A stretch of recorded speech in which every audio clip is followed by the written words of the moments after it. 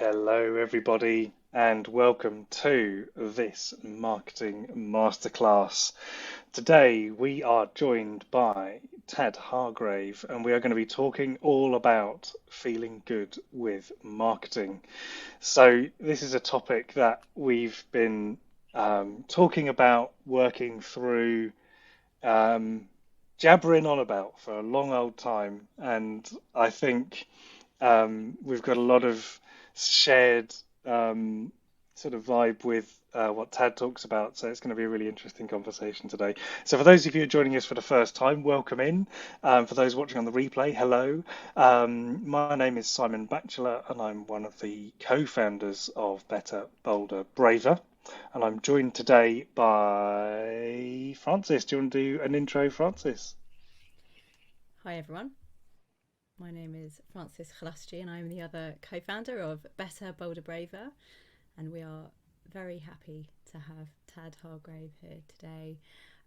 We are in fact going to invite Tad to invite you all to check in with a fabulous check-in that is a Tad favourite.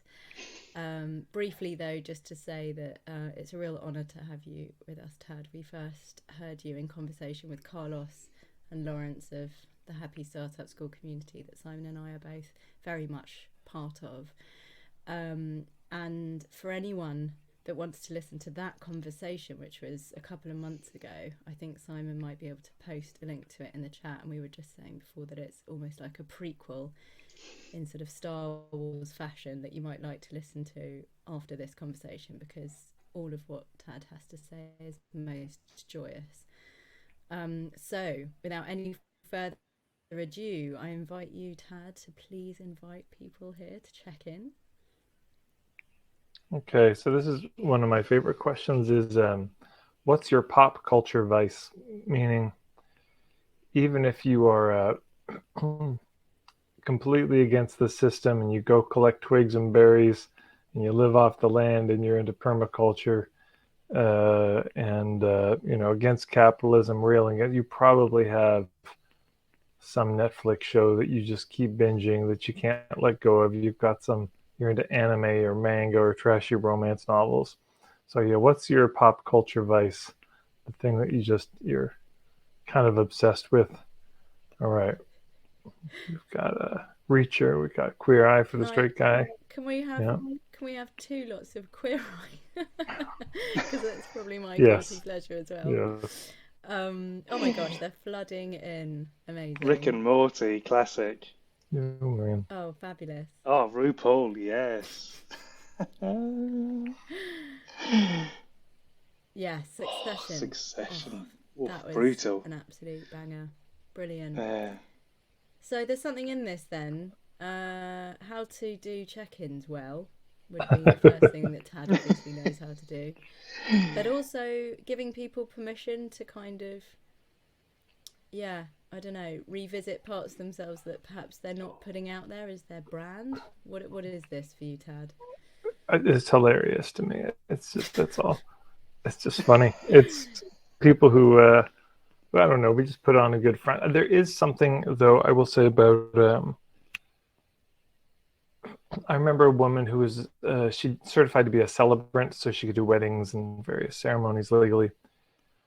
And someone was looking for a celebrant for maybe somebody's wedding, and her son was an opera singer, and she this celebrant was also an opera singer, and it was that detail that sold her. So sometimes people are looking for a coach.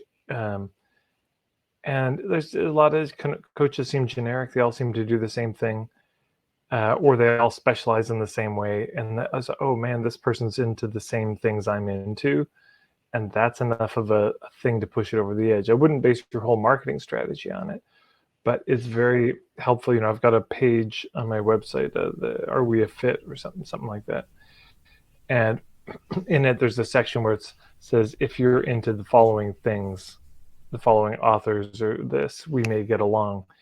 And so if people read that, if you're willing to share those things, people will often then say, oh, it just has them lean in a bit more to get to Mm. know you. And it also makes it I like this exercise because there's something very human about it. People can seem very aloof and impressive and very, I don't know, somber and earnest in their work. And there's something, I remember a friend of mine, he's a big into like raw vegan energy, conspiracies, theory, everything. And then he also drives Japanese drift cars. And that contrast, those things that you don't normally see together, there's something just more interesting about it. It's more human. Hearing that about him made him more human to me. And I think we could probably all do with that. I remember a magician named David Williamson, who's an incredible magician, and he very funny. And he said,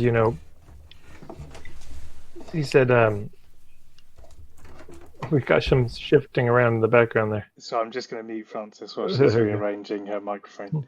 Um, the he said, you do table magic at restaurants, and so that you would go from table to table doing magic. And he said, we forget sometimes that we swoop in as a magician and we're very impressive. And so he said, it's good you fumble with the cards. You do little things that make you human. You screw something up, because if it's all perfect all the time, there's something you can't connect with in that.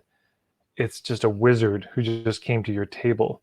But if the wizard is not that great at shuffling, or drops cards, or hurts themselves doing something, even in a pretendish way, there's just something about it that people can relate to. And if they can't relate to you, I just think it's less likely that they're going to want to work with you.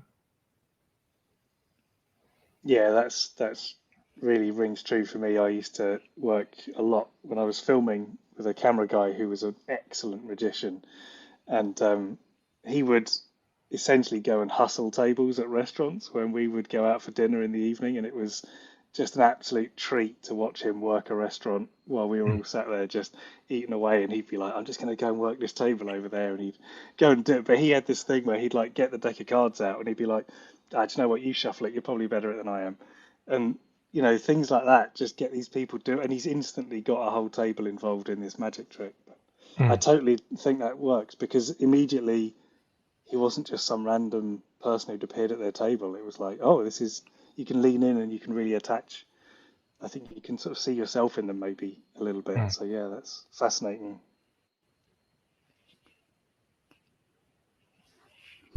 Sorry about the interference there. Can you hear me all right? I don't know if loud and clear. Internet issues going on. Yeah, thanks for cutting straight through to that, Tad. I think for some people, well, a lot of the people that we work with are given the impression that they have to present as really shiny. And there's a lot of pressure there. Not only is it unrelatable, but it can also feel super stressful to kind of always be showing up in this perfect way. So in addition to it actually working out quite well in your favour to show that you're human because it's relatable, it also gives you permission to not be perfect all the time, which is slightly different. So I think people feel quite a lot of happiness, feel good actually, when we tell them that not only does being human actually mean that people can relate to you better than if you're really shiny and perfect, and therefore they're more likely to want to work with you, but actually it means that if you fuck up a bit, it's totally all right. If you actually do mess up, if you actually don't know what you're doing all the time, that's something that people can relate to, and doesn't mean you're going to fail, kind of thing, at the first hurdle. So everyone messes up, and everyone knows that everyone messes up. And so almost all marketing comes down to word of mouth at the end. That's just the reality of it. And if you deliver what you say you're going to do, there's a certain amount of word of mouth. If you really exceed expectations, there's even, more word of mouth. But if you mess up and then fix it, it's even better word of mouth. And actually, sort of in between excelling and messing up and fixing it is just messing up. If you mess up and you don't fix it, people talk about it. But the messing up and fixing it, that's what really impresses people. So it's not all bad, when you screw it up. If you can just find a way to turn your blunder into a benefit for people, like, hey, I screwed up, but here's how it's good for you. Here's how I'm going to make it work for you. Because I screwed up, you all get this free thing. Because I screwed up, everyone who was there at the session gets a free half hour with me, or I'm doing another call just free for the people who screwed up, or you all get this free ebook, or whatever, 50% off this. If you work to make it good, to make it right, people are so forgiving. I mean, they may be very cranky before you do that and judgmental and all this, but yeah, they're very forgiving on the other side. And something I was going to say is, there are two sort of poles that I think we vacillate between in life in general, but it shows up in business, which is this collapsing and posturing. And collapsing, we make ourselves very small, don't take up a lot of space, I'm super sorry for everything, and we give everything away, it's overgiving galore. And then posturing is the kind of puffing oneself up, and like you're saying, the shiny Instagram coach who's always pretending that everything's great, or maybe not always, but there's a lot of that. And the collapsing ends up with resentment. If you collapse long enough, you will resent everybody in your life who you're overgiving to. But if you posture, what you end up feeling is terrified, and terrified that you'll be discovered as being a fraud, because you are being a fraud. That's actually what's happening. And so the terror is a legitimate fear, because at some point the facade will break. It's like, remember Debbie Ford, who wrote books about shadow work, talked about, if you have one beach ball and you're holding it underwater, fine. You have two, that's a trickier situation. If you have three, now this is real trouble. And 4 or 5, you just can't. It's almost impossible with shifting tides so they keep popping up. So when people pretend to be perfect, it's, I remember reading a book by a guy named Juggler. He was a dating coach, and he had this one chapter, and he said, Superman is not your friend. Meaning, trying to position yourself as the super proto-human actually doesn't do you any favors, because it sets you up for those troubles later. And so he was saying, I mean, it was a dating book for men, but he was saying, if a woman's ever like, oh my God, I can't stand this person, they gossip so much, the temptation is to say, yeah, can you believe people that gossip, to build rapport, to get in, yeah, we're on the same page. But he said it's much better to say, it's like, oh man, I hear you. I try not to gossip, but I got this neighbor, and she's always got the good stuff, and she always just ropes me in. She's like 95 and she knows everything, and we just sit there and just gossip and trash talk about the whole neighborhood. It's awful. So it's like, whatever the thing is that people are complaining about, it's much better actually to implicate yourself in it, to give evidence that you're the same, because that's actually where the safety is. The safety is not in you being perfect. That is that's like waving a big red flag at the bull, saying, come and get me. It's much better to say, boy, I'm working on it, but I do that too. It's very human, it's very relatable. Nobody's above it all. Nobody doesn't have any vices, and people know that. And so on one side you've got this collapsing, on the other side you've got this posturing, but there is a third domain above those two that's not a compromise of them, which is a kind of composure, where you're just comfortable in your own skin. Lack of confidence is clearly the collapse, and overconfidence is the posturing. But the composure, I don't even think of the word confidence. I just think, yeah, you're comfortable in your own skin. And when we're around people who are comfortable in their own skin, we relax, because we finally get to be a human being, and we don't have to pretend. And if you pretend, then people around you have to pretend. Now it's a mask talking to a mask. I did a chart on this. I'll put this in the chat here. And it also links to there's a larger blog post that I did on this that I think is linked to at the bottom. Anyways, there's a couple links I'll put in here if people are interested in this whole dynamic of posturing, collapsing, and composure.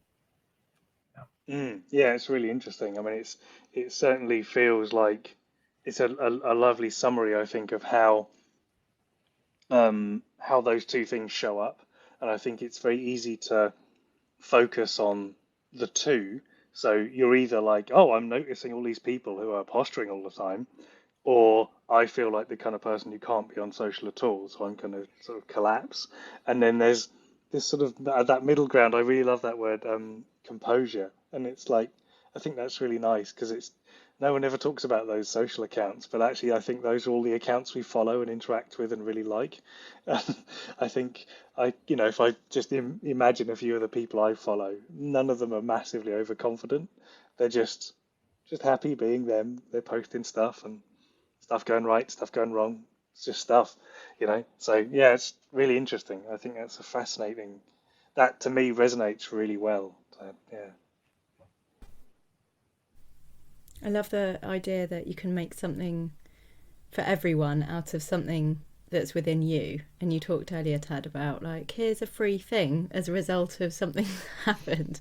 And we're trying to gift that sort of stuff by talking out loud. And actually, someone here today, Kieran, was kind of super generous in that, as we've discussed with you, Tad, previously, we decided not to do a thing that we were talking about quite openly doing and being excited about. And we talked about it in the community. We said we're not actually going to do this thing anymore. And Kieran was somebody who was supposed to do it. And in conversation with Kieran to say, we're not going to do this anymore. Sorry about that. Here's why. Kieran was like, thank you so much for the honesty. Because I now realise that, as a human being as well, my feelings around this sort of stuff are kind of okay, and actually you're giving me the energy to just move forward with something that was a bit stuck on. And we felt it was so beautiful that Kieran had been so honest with us in turn that we made a video for people of us talking to Kieran about the power of working out loud and what that means in terms of transparency and a gift of kind of human kindness. And I mean that like human kindness and human kindness. I just think it's bad when you have to explain a joke, isn't it? It's obviously not a good one. But so it kind of just kept unraveling. And the fact that we're talking about it now is just a further unraveling of the thing. So, and you talk about free stuff that you've made, Tad, as a result of your own iterations in life. I mean, I wonder if we can just backtrack slightly and say, could you just give us and give our listeners a potted history of why you're here? Sure. Well, and just one thought before that is that this is how tricky it is. Because this whole I'm a human being and I'm going to work out loud can become posturing. That itself can become a shtick. Look how flawed I am. It's this kind of, I don't know what they call vulnerability porn. Like, look, I'm just so transparent. I'm so open. And the question to ask yourself is just, why am I doing it? Am I doing it because it feels important to do in some way? Or am I doing it because I think it's going to get me more likes? People share this stuff more. I get all these oohs and ahs, and I get all these kudos for being so vulnerable and so transparent. And oh my God, I'm just, so it's just good to pay attention to that. No matter what the approach, because people come to me in workshops and they'll say, what do you think about this tactic? As if I have an opinion about a tactic is good or bad. And in my opinion, there's no tactics that are good or bad. It's just, are you coming to it with this agenda to get the sale, or are you coming to it with the agenda to get to the truth of if it's a fit? And if you're coming with the former, it'll be manipulative. And if you're coming with the latter, it won't be. So, but when I started, it was everything I learned in marketing was go for the sale, get the sale, close the deal. And that was how you knew you succeeded. If people bought, you succeeded. If they didn't, you failed. And so there was a lot of tactics about it. It was a lot of Tony Robbins stuff, Tom Hopkins, Ziegler closing techniques, overcoming the objections, neurolinguistic programming, matching and mirroring, metaprograms. And I was so into it. I mean, at 18, you're trying to figure out the world. And that stuff is very exciting. Mm.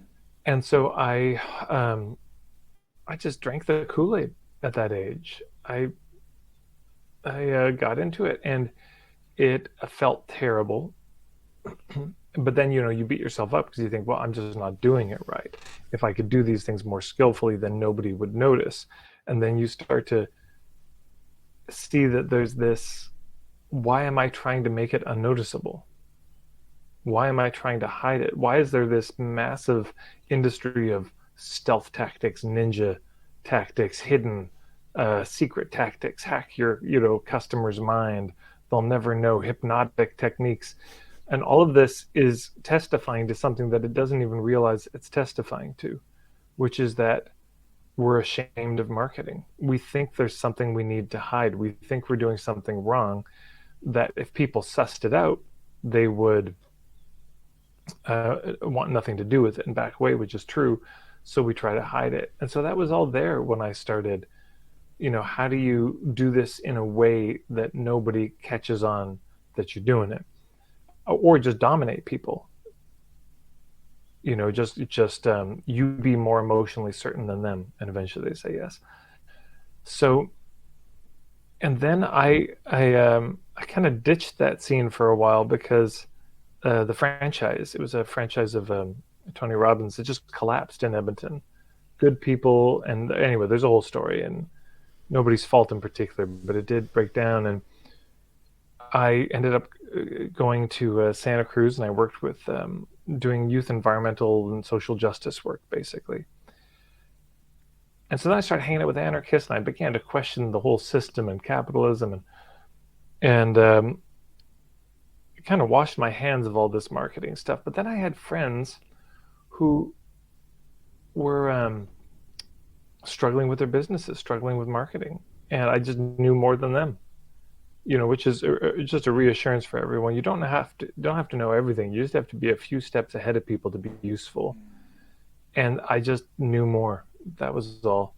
And I knew that what they had was terrible as ideas for marketing. So I'd give them ideas, and it just occurred to me one day, as it often does. I don't know, you go to workshops to figure out your life purpose, but it often happens where just one day in the shower, you're like, oh, I could do this for work.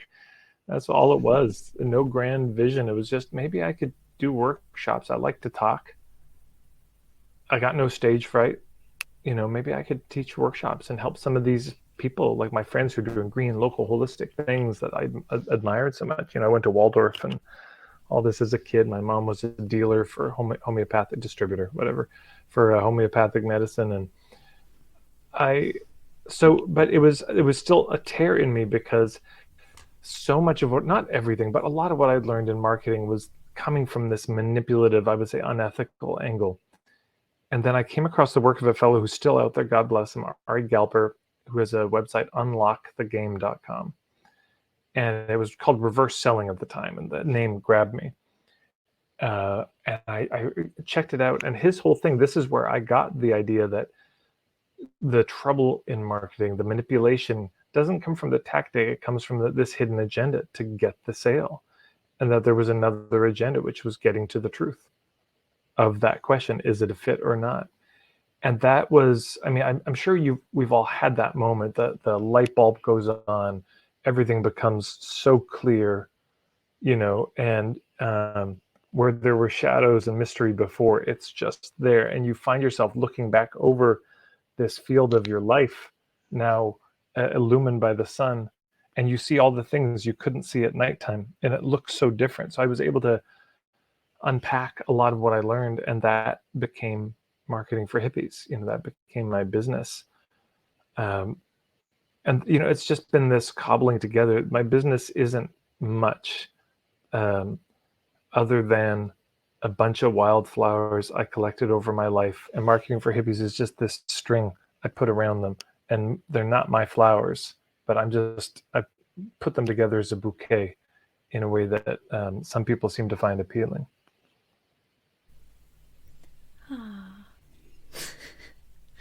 Yeah, I really like Thank that. you. Yeah.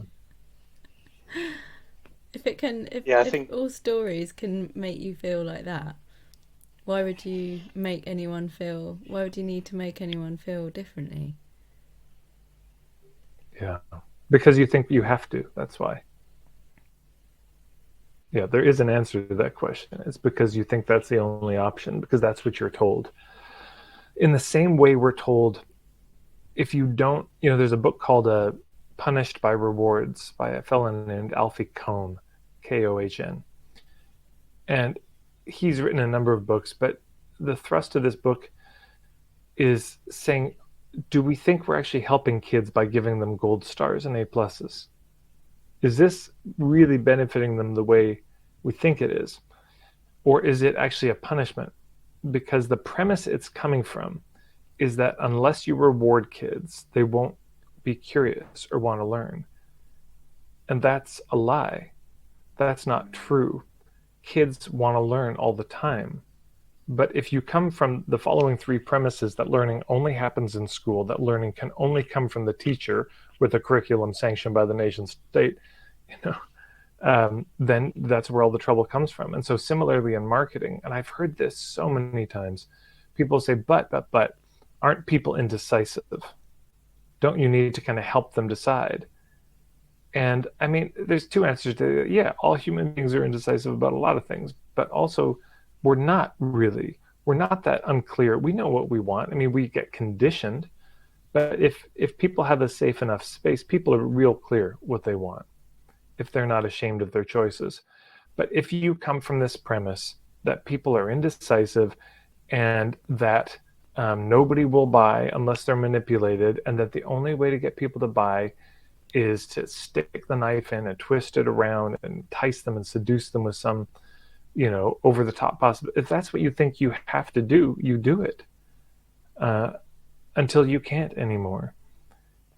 So it's people, so many of the people I work with feel torn between these two positions. One is a kind of marketing that feels good but is useless.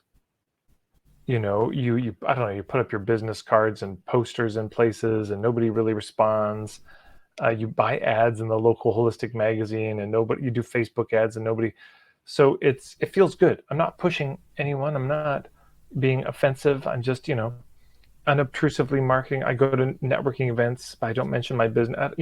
I give out cards to everybody. Nobody buys. So it feels good. I didn't have to impose myself, but it's no clients. Then on the other side, it works, but it feels terrible. I can't sleep at night, but boy, did I get clients. And I've talked to so many people in that boat where the ways they built their business were so unethical. So it feels like a tear, and so I think a lot of people feel like they have to choose. And what I'm trying to say, or hopefully I'm just saying, is you don't have to choose. This is a false choice, and in fact, the real marketing is the convergence of those two things. I often say, uh, you see that like old stonemason work is so incredible, and the arches to me are the most incredible because you get these two pillars that come together. And there's this joining point, the keystone that somehow holds it up, and how they get there, I don't know. But that keystone is marketing. That's the market. mm, But the thing that people miss in these archways is what's holding them up. What's making that arch possible? What makes them possible is there's foundation stones on either side. And if you don't have it, the thing kind of crumbles and gives way. And on one side, that foundation stone is goodwill. And on the other side, it's sustenance. Yeah. And sustenance meaning it has to work. mm. And goodwill meaning it has to feel good. And where those two meet is the marketplace.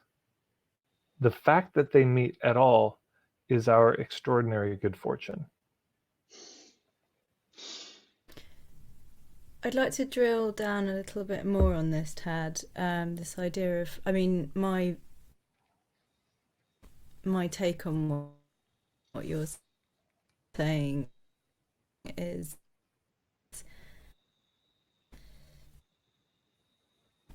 from the viewpoint of somebody who did not train in the conventional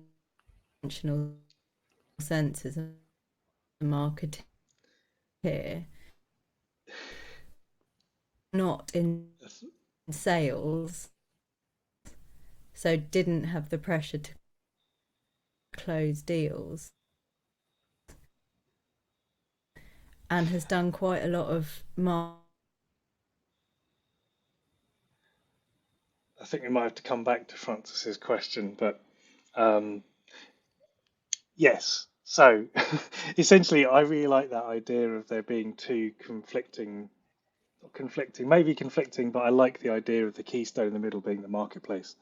I think that's really fascinating. Well, and the thing I would say too, just for everyone to make this useful, is it's almost certain that this is true of your clients, that your clients Mm, feel torn between some things. And what are those things? It's 2 or 3 things they feel like I have to choose. And if you yeah, can name what that tear is for them, this is one of the things you can do that will most quickly establish relevance. yeah, yeah. And I think being relevant is so underrated. And I think I've experienced from an agency point of view, people who come to us and say, "Hey, can you just run our ads for us?" And we, so Google Ads, for example, and we look at what they're selling and we look at the page and we're like, to be honest, I'm not sure ads are what you need. I kind of think you need to look at this whole product offer because it's really just not landing. I think that's probably what it is. You're essentially paying Google to bring people to something that they don't want to buy. And then you're surprised when the ads don't work, right? And the thing is Google will happily take your money all day long, and Google employ call centers of people to tell you that it's definitely not the ads that are wrong. You should spend more money on ads, right? So when when we get this, sometimes with the clients, we say, look, we're not going to run your ads until you fix the offer or the site or the page because it's just not ethical for us to take this money. It's just not right. We don't think the ads are going to work. And some clients go, do you know what? That's exactly what I didn't want to hear, but I will take your advice and do it.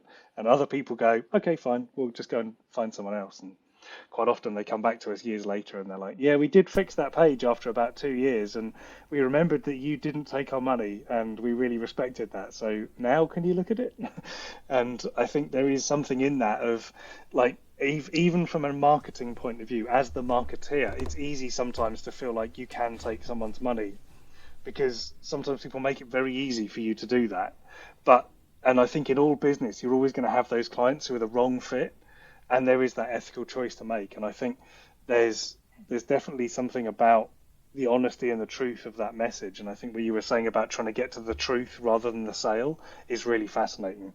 And I think it's all sort of tied together for me in that sense that if you're being honest of what you're selling and in the way you're selling it, then sometimes the ads aren't what you need. It's that, you know, looking in the wrong place for a quick solution is very tempting because it skips you having to think about that authenticity or that clarity. And if you can't find the clarity yourself and you're thinking, well, maybe if I just use some ads, I won't have to think about the clarity. Maybe that'll fix my problem for me. I've seen that a few times as well. Yeah, if you want to just succeed, if your only metric is I want to make more money in the short term, lie to people. It's easy. You make a lot of money. It's quick. But if you want to be around in a month or years or a decade or 20 years, then you can't do that. It doesn't work. I mean, exactly what you were saying of people say, I remember you didn't take advantage of me in that moment, and you could have, and it would have been really easy for you, and you turned me away. They don't always realize it in the moment. But yes, years later, they may come back and be a very loyal client and be the source of an immense amount of word of mouth for you. So it's like, are you playing the short game? Are you playing the long game? Francis, are you back? Yeah, I It hope so. looks I'm like you really are. sorry. Can you You are hear back me? now. Can you see me? Yeah. It's like you were speaking at Ugh. 1 mile an hour, and we were Oh all willing God. the internet to I'm never speed gonna up, and watch it this just on wasn't. replay ever. It's like my absolute nemesis, isn't it, Simon? I hate Yeah. having myself on video anyway. Anyway, what I was trying to say is that I really wanted to sort of drill down a bit more on what you were talking about in terms of that choice of what feels quite binary. It's either feeling good but not having any effect and totally toxic, and I feel horrendous. And I don't know if it's because my perspective on this, because of my own story, I think I was just feeling into what my experience is as I was listening to you, but I don't have any conventional marketing. You know, I have 20 years of experience in the industry, but I didn't go and do a degree in marketing to get there. And I've never been in sales. I've always been in marketing and communications, which for those geeky people in the industry will appreciate is not the same as closing the deal. And the bigger an organisation you're in, the further away it could be argued you are from the closing of the deal. So I've had the luxury of content generation, storytelling, relationship building. Not to say that it isn't pointing towards being able to sell a product to somebody if it's relevant to them, but I haven't been at the coalface of the targets. Oh my God, board meetings, but how many people? And then the other thing I've done a lot of is work in the third sector, and by that I mean the charity sector.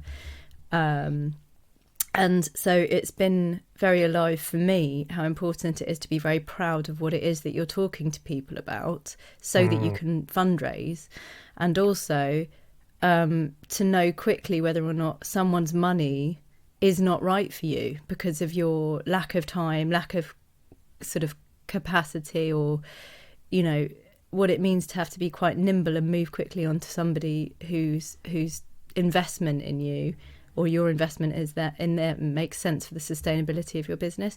So when I talk to people in our community about feeling good about marketing, I'm often finding myself talking about the pride with which they go into conversations with people who they might be a guide for, as opposed to this shame and this sort of sense of dirtiness around having to do marketing, because I was quite taken with what you were saying before about the sort of shadow part of us as marketeers who are ashamed that we are in marketing. And we all do it. We all turn up at a networking event and stand on a stage and say, no one chose to be in marketing. Here's how I ended up in it.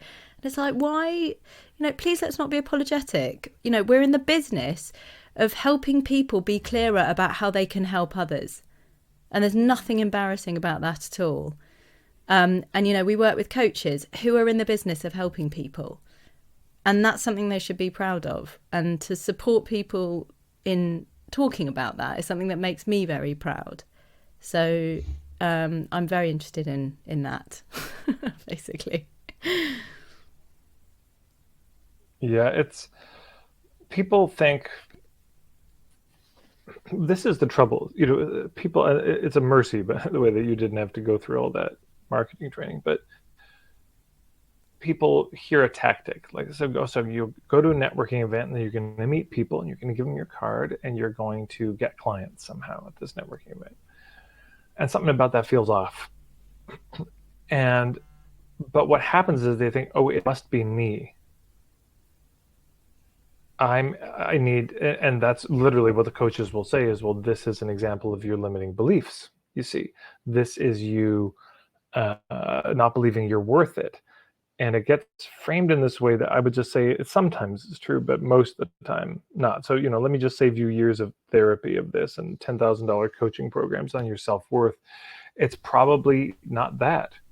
Probably what it is the approach isn't right. It's not ethical and it doesn't feel good.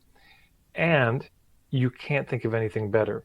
And so then it's like, well, I guess I'll have to work on myself. But by work on myself, I mean brainwash myself into and numb myself out of feeling how awful it feels to do things that are pushy or desperate or unethical, etc.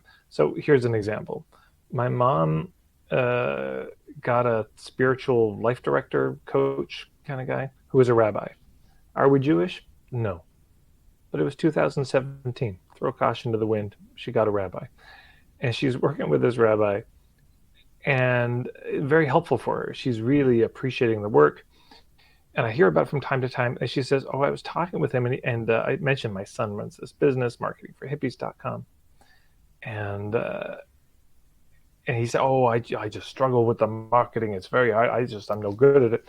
And I said, "Well, tell him he's got a free hour with me, just on the house. He's helping my mom." So we get on the phone, and he says, this is one of the places he's stuck. He says, I speak at these synagogues, and I but it feels very strange. It feels like it would be weird in some way then to say, thank you for listening to my sermon and my words, and I've got this home study course, and it's only this. This feels very awkward. And I said, you're right. That would be weird. It's not you. You're not broken to think that. There's nothing wrong with you. That's a good catch. That would be strange. I said, but if the rabbi who hosted you, who brought you in to speak, said, thank you, Rabbi Michael, for your good words, and if you liked what he had to say, he's got a website like all the kids have, and he's what was the website again? It's rabbimichael.com or whatever, And anyways, he's got some ways you can learn online on the internet with videos. It's amazing. Anyways, I recommend go look, support our brother Mike, something like that. That's fine. Minimal awkwardness. If you go to a networking event and you try to get clients, this is painful for everybody. People handing out business cards as if to say to the other people, hey, could you throw this out for me? Thank you so much.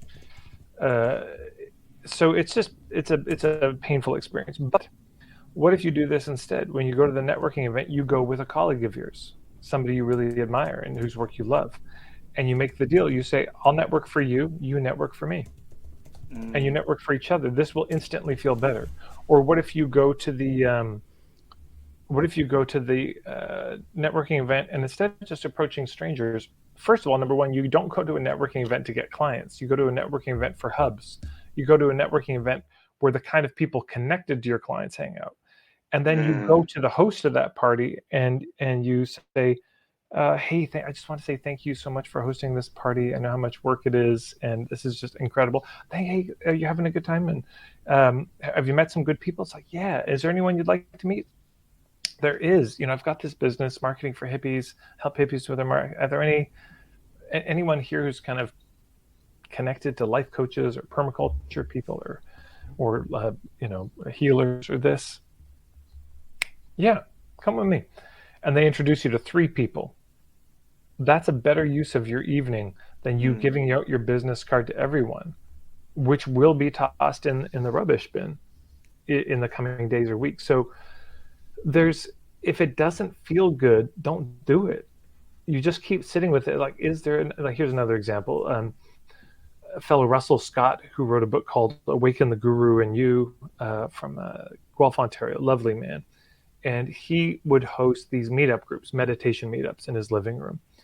And we were talking, and he said, I feel so strange to then say, I've got this 10-day retreat, and it's in my living room. It's so informal. Then to go into a kind of a sales pitch, this just feels off.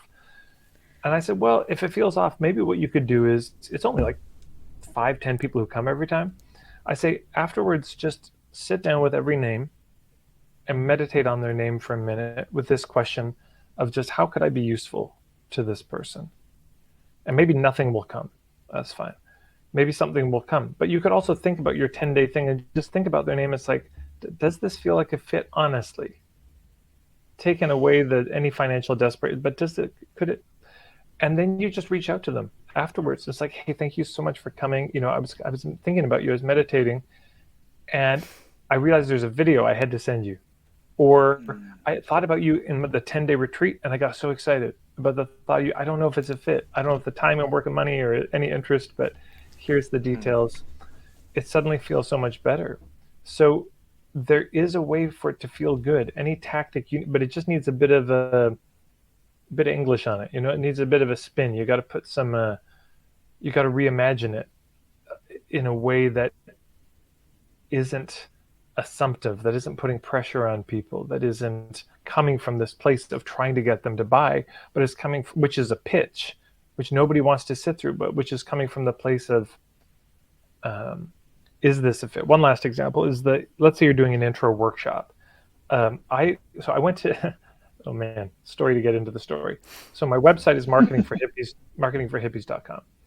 One day I get an email from a woman in the Netherlands saying somebody ripped off your site. And sure enough, there it is, marketingvoorhippies.nl.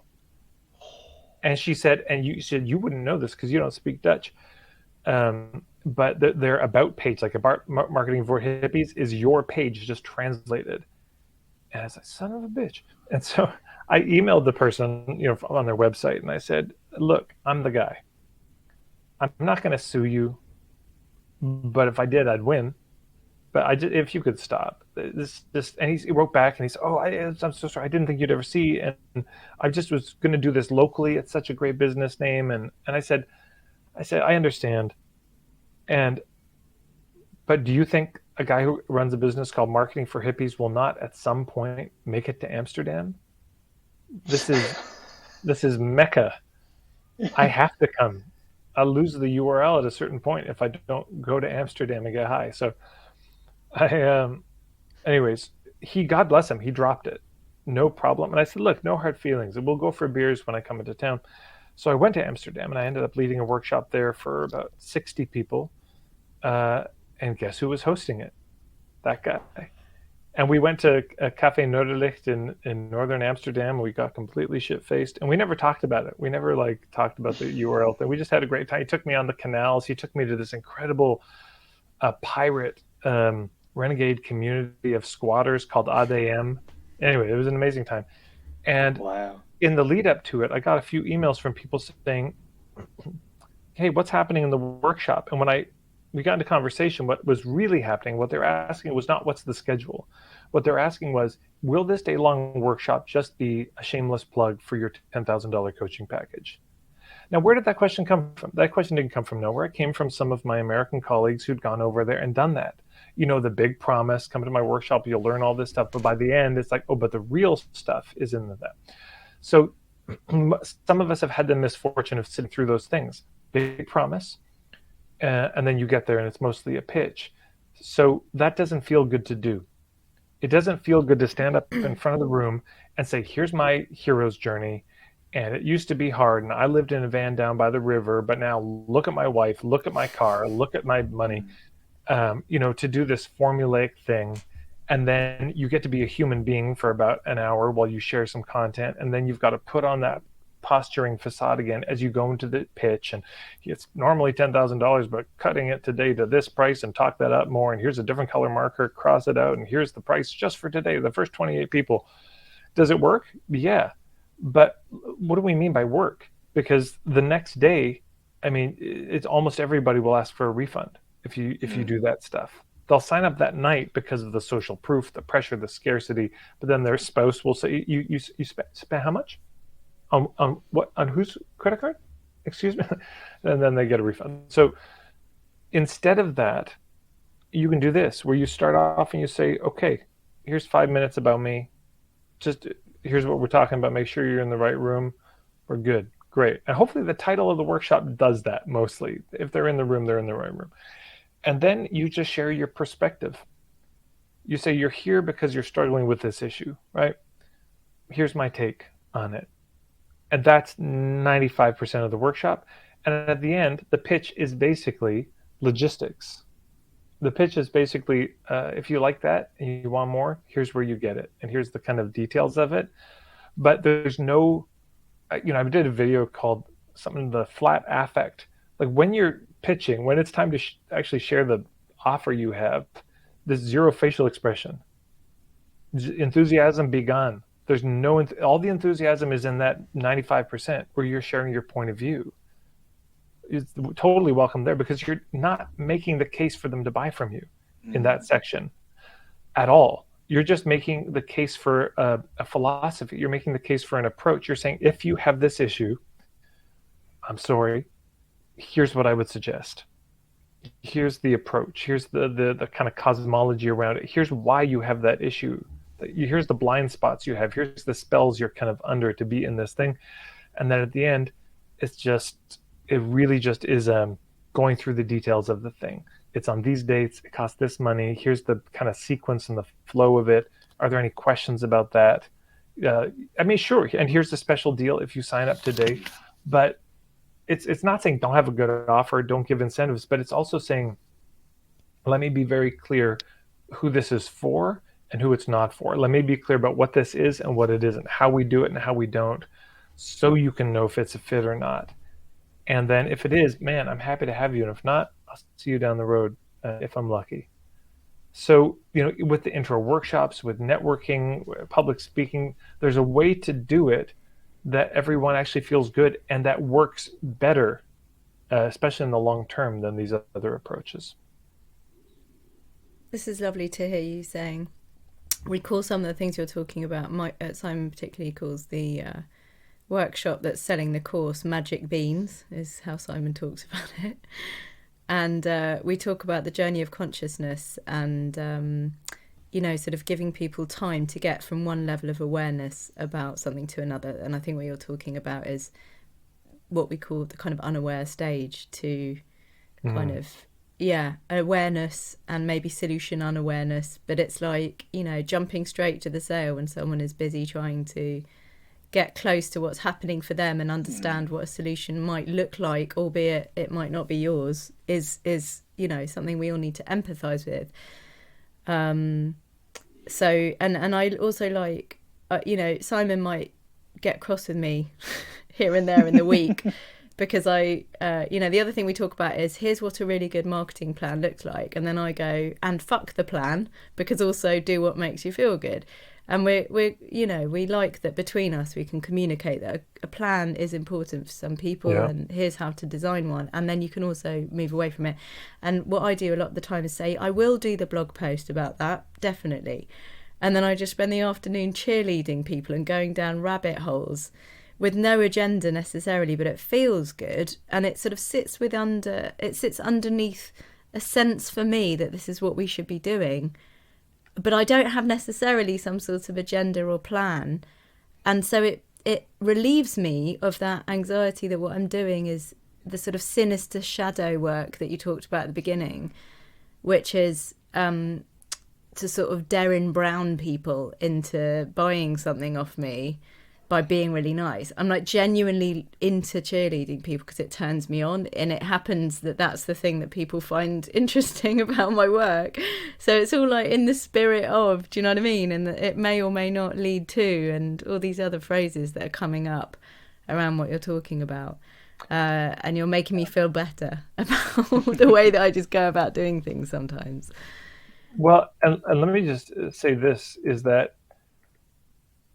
so, I've posted a few videos here about this dynamic of the artist and the entrepreneur. So the just extreme brief version is, the artist just does what they want to do. They're into creativity, and the entrepreneur is more what's going to work, what's going to get money, what's going to, systems thinking, a bit more the engineering approach to things. And we need both. And there's a constant tension between them that never quits. It never ends. Stop trying to get over it to everyone. Just don't try to get on the other side of this one. This is just a part of being an entrepreneur. Anyways, there's 2 videos that go into it in more detail. And the little thread I want to pick up here is, what we don't want to do is waste our time. We all have a very limited amount of time, a very limited amount of money, and a limited amount of years to be alive. So let's not mess around with stuff. So, this whole thing about discovery calls comes up. It's like, oh, I just love to talk with people. And if it's useful, whether or not they work with me, it's fine. Cool. But do you like to eat? Do you like to pay rent? Because if you're doing discovery sessions all day long with people who aren't a fit, this is no good. And it's no bueno. And it's a waste of their time too. So, who are you to waste their time? So I personally, I would just say, if you can avoid doing the discovery calls, great. But you may have to, you may enjoy it. So just filter the hell out of it. You've got to filter to make sure that the people who show up on the discovery calls are probably already qualified. They're a fit. They're already a good match for you. So they don't get on a call unless they are. And then the call is more just a vibe check. Do we get along? Answer any questions that they have. But it's not there to convince them to buy. That is a bad use of that time on so many levels. So it's and the same with doing a presentation. I did a presentation and it just felt so good. I just shared my heart. And did anyone buy? No. Has anyone ever bought your presentation? No. Are you speaking to groups of people who are likely to buy? Not really. This is it is Yeah. just not, it's no bueno, as they say. Mm. I think this links to product development as well, and I know that we're running out of time. But, I think of our equivalent to discovery calls, which are actually welcome to our community calls, as sort of signposting opportunities to things that we've built that speak to the things that people want or need and need. So when we have a quick chat with someone, it's firstly to say we see you, hear you, understand, and welcome, and you're a human being, and we care about what you think. So just know that. Yeah. And it's also like, so what is going on for you right now? Here's the bits that you might like to check out, listening to what you're saying. But in the process of that, it's. I just think a lot can be achieved, as you say, in these calls if there is intention and design and care and love in there.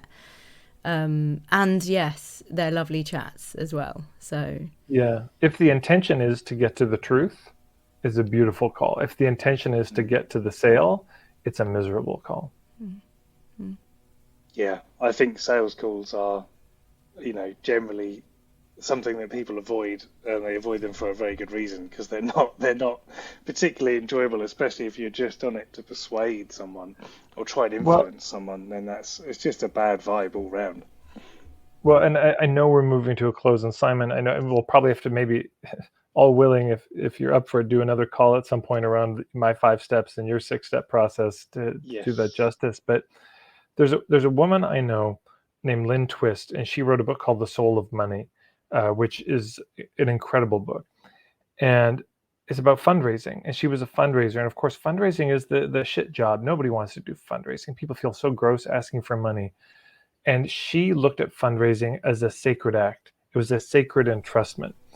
And when she would ask people for money, people would cry tears of relief of because they finally saw that all these resources they had, big or small, could actually make a difference in the world. That this could be their vote for the world they've dreamed of their whole life, and they'd never made that connection before. And fundraising was the way of helping them see that. So the same thing is true with marketing. People think it's the worst thing, but this can be a real sacred act of, helping people find solutions to real problems that they actually have. It's not the whole thing. Business isn't the whole thing. Marketing isn't the whole thing.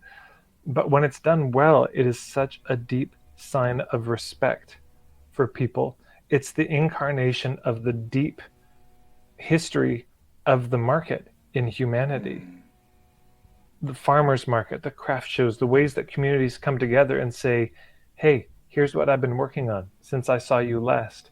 And we get to catch up, and it's convivial, and it's, but now in the supermarket, there's almost no conversations. And if Amazon gets their way with their grocery stores, you literally won't talk to anybody ever. You Mm. just go in, get your stuff, and leave. And there's not even a checkout clerk or a checkout counter to stop you.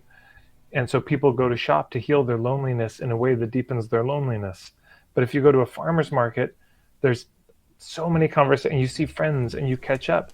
And so marketing is the verb, the market Mm. is the noun.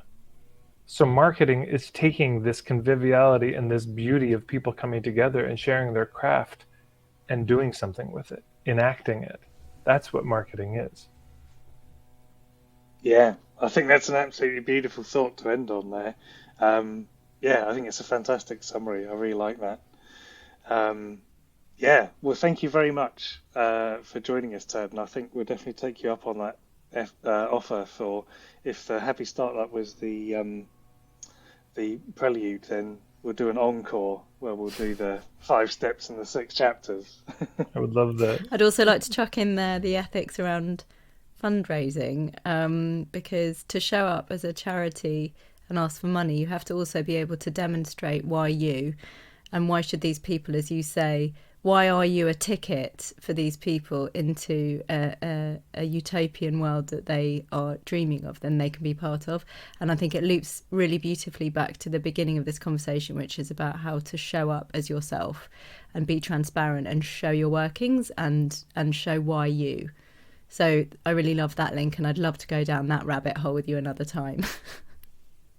I love that too. Thank you. Excellent. And thanks so much for all the amazing comments in the chat at the beginning. Thanks for sharing and being vulnerable about your own random TV shows. They're still very alive for you. And we look forward to welcoming you back, Tad, and welcoming you all back next time. Thank you. Sounds great. Nice one. Thanks so much. Take care, everybody. Bye. Bye.